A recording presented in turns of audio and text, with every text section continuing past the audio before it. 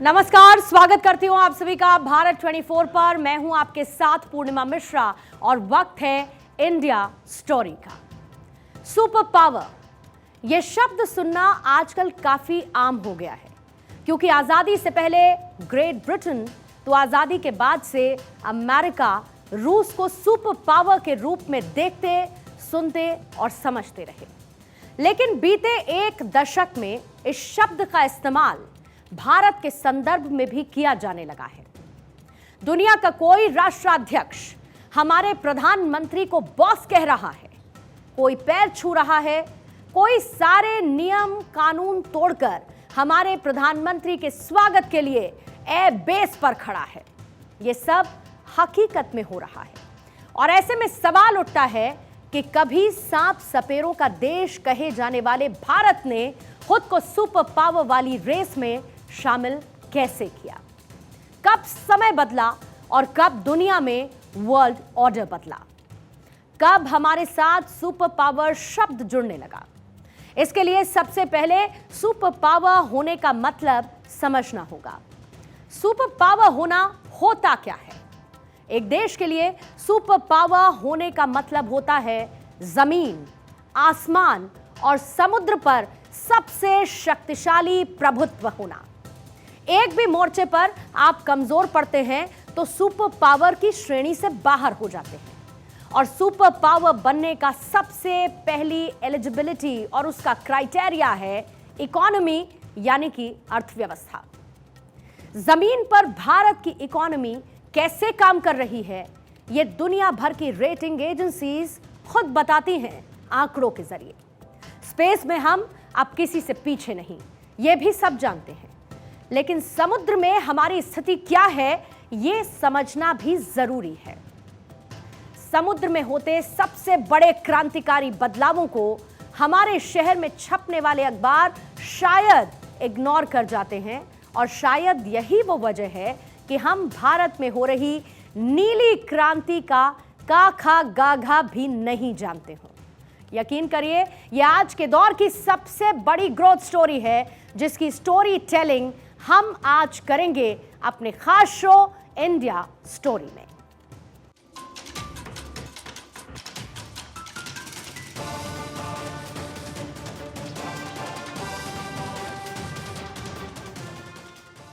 हमने maritime infrastructure के पूरे इकोसिस्टम को मजबूत करने के लिए लगातार काम किया है। पोर्ट कनेक्टिविटी को मजबूत करने के लिए हमने हजारों किलोमीटर की नई रोड्स बनाई।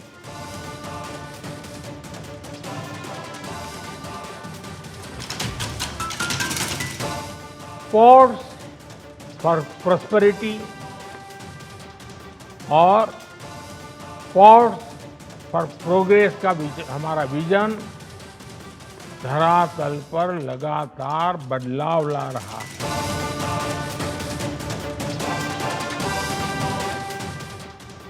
हमारा स्वदेशी aircraft carrier INS Vikrant Bharat की क्षमता और भारत के सामर्थ्य का प्रमाण है।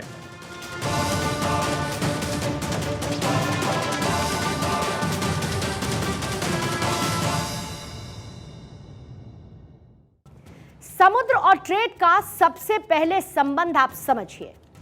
सड़क के रास्ते ट्रेड में अगर ₹1.5 का खर्च आता है, तो वहीं रेल के रास्ते ट्रेड करने पर, व्यापार करने पर यह खर्चा ₹1 हो जाता है। लेकिन उसी ट्रेड को अगर समुद्र के रास्ते किया जाए तो यही खर्चा 20 से 30 पैसे का आता है। यह आंकड़ा मैंने प्रधानमंत्री मोदी के एक भाषण से कोट किया है। एक बार आपको वो सुनवा देती हूं। सामान को ले जाने में अगर सड़क के रास्ते ₹1.5 का खर्च होता है, तो उतना ही सामान ले जाने के लिए रेल के जरिए ₹1 लगता है। लेकिन वही सामान अगर हम जल मार्ग से ले जाएं तो सिर्फ 20-25 पैसे में ले जा सकते हैं। यहां पर साफ होता है कि समुद्र ट्रेड के लिए कितना जरूरी है। ट्रेड होगा तो अर्थव्यवस्था मजबूत होगी।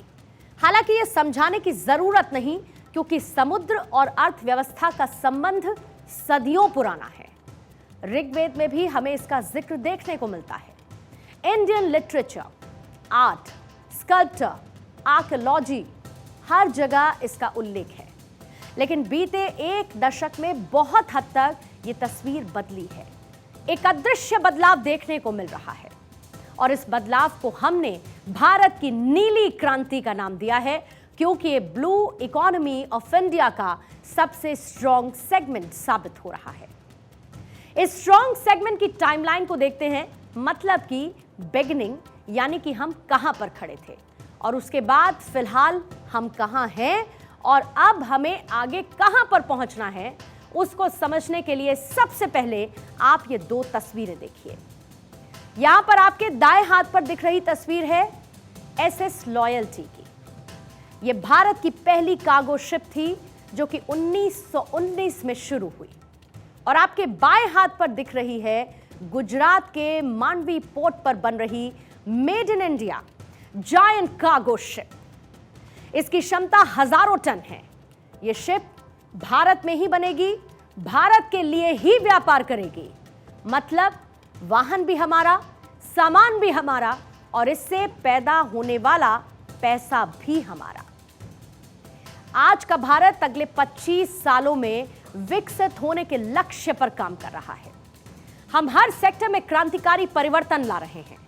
भारत में मैरीटाइम इंफ्रास्ट्रक्चर के पूरे इकोसिस्टम को मजबूत करने के लिए लगातार काम चल रहा है। समुद्र की समृद्धि के लिए प्रधानमंत्री नरेंद्र मोदी न्यू इंडिया का विजन लेकर आए। कोई कंफ्यूजन नहीं, कोई अनप्रैक्टिकल बात नहीं, बहुत क्लियर कट आइडिया है कि हमें डायरेक्ट कहां काम करना है। और इसके लिए आप ये 4 तस्वीरें देखिए। अपनी ब्लू इकोनॉमी को टॉप पर पहुंचाने और समुद्र में विश्व गुरु बनने के लिए प्रधानमंत्री मोदी मेनली 4 चीजों पर काम कर रहे हैं। सबसे पहली चीज पोर्ट मॉडर्नाइजेशन, यानी कि हमारे बंदरगाहों का विकास करना, उन्हें मॉडर्न बनाना। दूसरी चीज पोर्ट कनेक्टिविटी, यानी कि हमारे बंदरगाहों को विश्व के दूसरे बंदरगाहों के साथ बेहतर तरीके से कनेक्ट करना। तीसरी चीज पोर्ट लेड इंडस्ट्रियलाइजेशन। इसका मतलब है कि इंडस्ट्रियलाइजेशन जो कि शहरों में देखा जाता है, वैसा ही कुछ बंदरगाहों के जरिए भी करना होगा। चौथी चीज कोस्टल कम्युनिटी डेवलपमेंट, और इसका एक ह्यूमैनिटेरियन एंगल भी है। जो लोग समुद्र के आसपास रहते हैं उनका विकास भी जरूरी है, उनके लिए भी काम करना होगा, जैसे कि मत्स्य पालन के लिए संपदा योजना। अब आपके लिए यह जान लेना भी महत्वपूर्ण है कि हम कहां थे, यानी कि हमारी बिगिनिंग, हमारी शुरुआत कहां थी और कहां की तरफ हम आगे बढ़ रहे हैं, यानी कि हमारा विजन, हमारा टारगेट क्या है। और इसको समझाने के लिए हम 2 मानकों का इस्तेमाल कर रहे हैं। एक दशक की टाइमलाइन के सहारे एक तरफ है और 2020 का डेटा कि तब हम समुद्र क्षमता में कहां थे, और दूसरा है 2030 का विजनरी डेटा कि हमें कहां पर पहुंचना होगा, यानी कि हमारा लक्ष्य क्या होगा। सबसे पहला मानक है वो मेजर पोर्ट्स जिनकी कार्गो हैंडलिंग कैपेसिटी +300 MTPA हो। 2020 में ऐसे पोर्ट 0 थे, यानी कि 0। हमारा लक्ष्य है कि 2030 तक हम ऐसे 3 पोर्ट बनाकर तैयार करें। दूसरा मानक है सामान की ट्रांसशिपमेंट में भारतीय बंदरगाहों की हिस्सेदारी। 2020 में यह कुल 25% थी। 2030 तक इसे 75% से ज्यादा पहुंचाने का लक्ष्य रखा गया है। तीसरा मानक है कि भारत में कितने टन एक कार्गो शिप का डेली आउटपुट है। 2020 में यह आउटपुट 6500 टन था, जिसे 2030 में यानी कि 2030 में 30,000 टन करने का लक्ष्य रखा गया है। चौथा मानक है शिप बिल्डिंग में हमारी ग्लोबल रैंक क्या है। इसकी बात करें तो 2020 में हमारी रैंक 20 के आसपास हुआ करती थी और हमारा लक्ष्य है कि 2030 तक 2030 तक हम टॉप 10 में पहुंचे। सालाना हम कितने क्रूज पैसेंजर्स को ले जाने की क्षमता रखते हैं? 2020 में यह संख्या थी 4,68,000 और 2030 तक इस संख्या को 15 लाख से ज्यादा करने का लक्ष्य रखा गया है। विश्व में शिप रीसाइक्लिंग के मामले में हमारी दूसरी रैंक है, जिसे 2030 तक पहली पोजीशन पर लाने का गोल रखा गया है। यहां पर 2030 तक हमें कहां पहुंचना है, ये जो विजन हम आपको बता रहे हैं, ये सरकार का विजन है। गवर्नमेंट ऑफ इंडिया की वेबसाइट से हमने ये डेटा निकाला है। बीते महीने मुंबई के MMRDA मैदान में ग्लोबल मैरीटाइम समिट हुई थी। इस समिट का ये तीसरा संस्करण था और इसमें विश्व की कई बड़ी हस्तियों ने हिस्सा लिया था। प्रधानमंत्री नरेंद्र मोदी ने कार्यक्रम में भारतीय मैरीटाइम ब्लू इकोनॉमी के लिए लॉन्ग टर्म ब्लूप्रिंट अमृतकाल विजन 2047 को लॉन्च किया। ये ब्लूप्रिंट बंदरगाह सुविधाओं को बढ़ाने, टिकाऊ प्रथाओं को बढ़ावा देने और अंतर्राष्ट्रीय सहयोग को सुविधाजनक बनाने के लिए बनाया गया है और इसके साथ ही 23,000 करोड़ रुपए से ज्यादा की परियोजनाओं का इनॉग्रेशन भी इस दौरान किया गया। ये 23,000 करोड़ समुद्र की समृद्धि के लिए लगाए गए। ये नीली क्रांति के लिए किए जाने वाला निवेश है। ये पैसा वर्ल्ड क्लास पोर्ट्स बनाने के लिए इस्तेमाल किया जाएगा। ईज ऑफ डूइंग बिजनेस को बढ़ावा देने के लिए छोटे छोटे पोर्ट बनाए जाएंगे। लॉजिस्टिक कॉस्ट को घटाया जाएगा। इसी के जरिए सरकार की तरफ से पोर्ट्स के लिए इंस्टीट्यूशनल बदलाव, रेगुलेटरी और लेजिस्लेटिव बदलाव भी किए जाएंगे। सेफ, सस्टेनेबल और ग्रीन मैरीटाइम सेक्टर को बढ़ावा दिया जाएगा। इन सब को पूरा करने के लिए बाकायदा एक मसौदा, एक ड्राफ्ट भी तैयार किया गया है और इसे इनिशिएटिव प्लान कहा जा रहा है। इन इनिशिएटिव्स को लॉन्च करने के लिए 3 पिलर प्रोग्राम भी बनाया गया है, यानी कि 3 स्तंभ। ये 3 पिलर कौन से हैं? पहला पोर्ट्स, दूसरा शिपिंग और तीसरा वाटरवेज।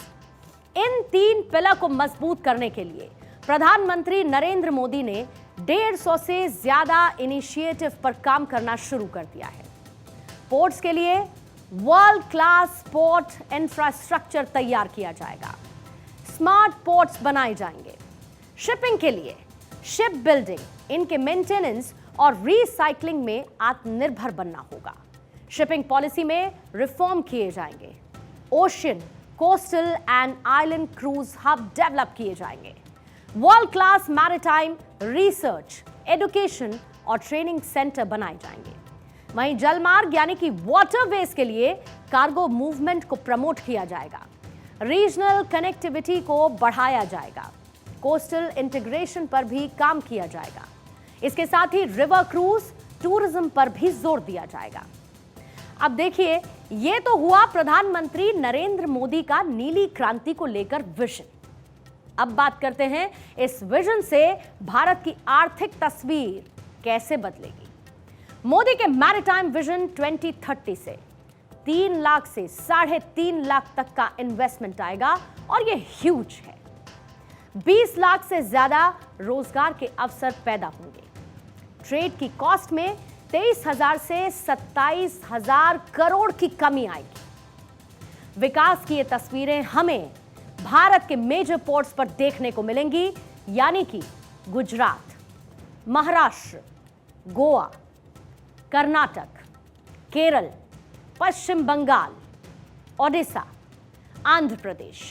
इन राज्यों में यह विकास देखने को मिलेगा और इन राज्यों में जो मेजर पोर्ट्स हैं, जैसे कि कांडला, मुंबई, JNPT, मोरमुगांव, मैंगलोर, कोचीन, कोलकाता, पारादीप, विशाखापत्तनम, एन्नौर, चेन्नई और टूटिकोरिन पोर्ट ब्लेयर। यहां पर ट्रेड में भी तेजी देखी जाएगी। दूसरे शब्दों में कहें तो ये पोर्ट्स उस इलाके की अर्थव्यवस्था के एपिक सेंटर बन जाएंगे। अब उससे पहले कि आपके जहन में ये सवाल आए कि ये सब तो विजन की बात है, फ्यूचरिस्टिक बातें हैं, इस पर भरोसा क्यों किया जाए? क्या गारंटी है कि जो कहा गया वो पूरा भी हो? ऐसे में हमें सबसे पहले प्रधानमंत्री मोदी का 2021 में मैरीटाइम समिट में दिए गए भाषण का एक अंश सुनना चाहिए, जहां पर उन्होंने ये कहा था कि आने वाले दशकों में भारत दुनिया के टॉप 5 जहाज बनाने वाले देशों में से एक बनने वाला है। हमारा मंत्र है make in India, make for world.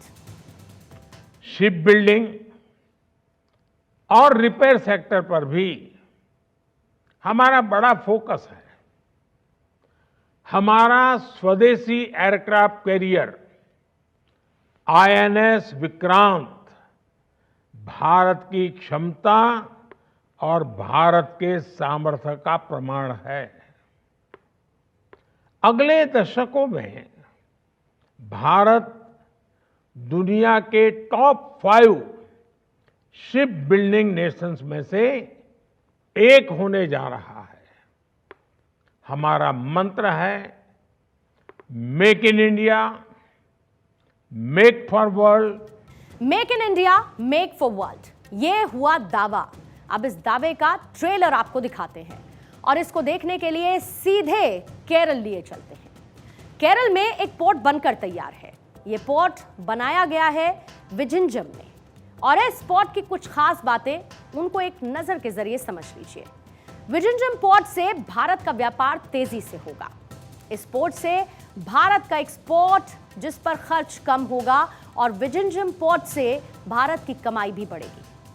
देखिए, भारत हर साल समुद्र के रास्ते $333 बिलियन का एक्सपोर्ट और $552 बिलियन का इंपोर्ट करता है। विजिंजम पोर्ट की वजह से एक्सपोर्ट और इंपोर्ट पर होने वाला खर्च कम होगा। एशिया में भारत भले ही हिंद महासागर का सबसे बड़ा देश है, लेकिन भारत ने कभी अपने समुद्र का फायदा इतिहास में उठाने की तैयारी नहीं की थी। अभी इंटरनेशनल शिपिंग ट्रेड के ईस्ट वेस्ट कॉरिडोर पर, यानी कि पश्चिम के देशों से सामान पूर्व के देशों तक लाने के लिए 3 मेजर ट्रांसशिपमेंट हब हैं। पहला है दुबई का जबेल अली पोर्ट, दूसरा है श्रीलंका का कोलंबो पोर्ट और तीसरा है सिंगापुर पोर्ट। अब ये ट्रांजिट पोर्ट हब होते क्या हैं और इन ट्रांजिट पोर्ट हब के जरिए कितना और कैसे व्यापार होता है? तो ये वो जगह होती है जहां पर बड़े बड़े कार्गो शिप्स डॉक किए जाते हैं। इन बड़े कार्गो शिप्स को कहा जाता है ultra large cargo ships. Ultra large cargo ship 1200 feet से लंबे होते हैं और एक बार में 14,500 से ज्यादा कंटेनर्स अपने साथ ले जा सकते हैं। अब तक भारत में ऐसा एक भी पोर्ट नहीं था जो इन अल्ट्रा लार्ज कार्गो शिप को डॉक कर सके। भारत के पोर्ट इतने गहरे नहीं थे कि इतने बड़े जहाज पोर्ट तक पहुंच सके। इससे भारत को क्या नुकसान था वो बात हम आगे करेंगे, लेकिन उससे पहले आप ये जान लीजिए कि एशिया के 3 बड़े ट्रांसशिपमेंट हब कितनी कमाई कर रहे हैं। दुबई के जाबेल अली पोर्ट ने साल 2022 में $163 बिलियन का री एक्सपोर्ट किया था, जबकि 2021 में सिंगापुर ने $197 बिलियन का री एक्सपोर्ट किया था। री एक्सपोर्ट से इतनी कमाई, और ये री एक्सपोर्ट होता क्या है ये भी आप समझिए। री एक्सपोर्ट का मतलब होता है एक देश से किसी दूसरे देश के पोर्ट तक कंटेनर पहुंचे और फिर उस देश में एक छोटे शिप से कंटेनर को उतारकर दूसरे बड़े शिप पर लोड किया जाए और इसके बदले मोटी फीस वसूली गई। इसे आप ऐसे समझिए कि भारत की किसी कंपनी को अपने 100 कंटेनर के सामान को जर्मनी भेजना है, तो पहले मुंबई में एक छोटे कंटेनर शिप पर लादकर सामान को दुबई के जबेल अली पोर्ट भेजा गया। फिर वहां से उस शिप में लदे कंटेनर उतारकर बड़े शिप पर लोड किए गए जो उस सामान को लेकर जर्मनी पहुंचा। इस व्यवस्था से भारत की कंपनी का मुनाफा कम हो जाता है और कॉस्ट बढ़ जाती है, क्योंकि उसे सामान जर्मनी पहुंचाने के लिए दुबई में एक्स्ट्रा फीस चुकानी पड़ी और सामान पहुंचने में देरी हुई सो अलग, जबकि दुबई को 100 कंटेनर की फीस मिली। अब एक सवाल यह हो सकता है कि सीधे छोटे शिप से ही सामान जर्मनी क्यों नहीं भेजा जा सकता? तो जवाब यह है, 4000 कंटेनर वाले शिप के मुकाबले 10,000 कंटेनर या उससे ज्यादा लोड वाले शिप से सामान भेजना 30% तक सस्ता पड़ता है। भारत का 62% कार्गो सिंगापुर, कोलंबो या फिर जबेल अली पोर्ट के जरिए दूसरे देशों तक पहुंचता है। और सिर्फ एक्सपोर्ट के वक्त ही ऐसा नहीं होता, किसी दूसरे देश से सामान इंपोर्ट करते वक्त भी प्रोसेस यही है। मसलन ये कि भारत यदि चीन से कोई सामान मंगाता है तो बड़ा कार्गो शिप पहले कोलंबो पहुंचता है और फिर कोलंबो से छोटे कार्गो शिप पर लादकर सामान भारत पहुंचता है। और ट्रांसशिपमेंट हब को एक्सपोर्ट और इंपोर्ट दोनों तरफ से फायदा होता है। भारत ने अब 7600 करोड़ रुपए इन्वेस्ट कर केरल के विजिंजम पोर्ट को डेवलप किया है और इससे फायदा क्या होगा वो भी आसान शब्दों में आप समझिए। भारत का सामान किसी दूसरे देश के ट्रांसशिपमेंट हब के जरिए भेजने पर हर कंटेनर की फीस चुकानी पड़ती है और ये फीस $200 तक की होती है। इससे भारत को हर साल 200 से 220 मिलियन डॉलर का नुकसान होता है। भारत में बना ट्रांसशिपमेंट हब शुरुआती 5 साल में ही हर साल 1000 करोड़ रुपए तक बचा लेगा और विजिंजम पोर्ट के जरिए दूसरे देशों के कार्गो को शिप करके हर साल 300 करोड़ रुपए तक की कमाई भी होगी। और उससे भी बड़ी बात यह कि श्रीलंका से यदि हमारे रिश्ते खटास में पड़ते हैं तो हमारा व्यापार भी खतरे में पड़ता है। अब विजिंजम पोर्ट ने यह खतरा भी टाल दिया है और इसके साथ ही बदलते पोर्ट हमारी इकोनॉमी को कैसे बदल देते हैं उसे आप एक उदाहरण के जरिए समझिए। भारत में शिवाकाशी में पटाखे बनाए जाते हैं और यह इंडस्ट्री 1000 करोड़ की है।